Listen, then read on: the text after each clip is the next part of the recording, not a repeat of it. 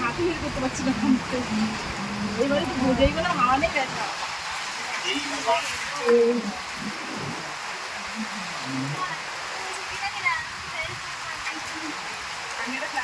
বাইরে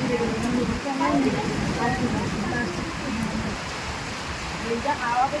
নিয়ে নিয়ে চলে যাচ্ছে আমাদের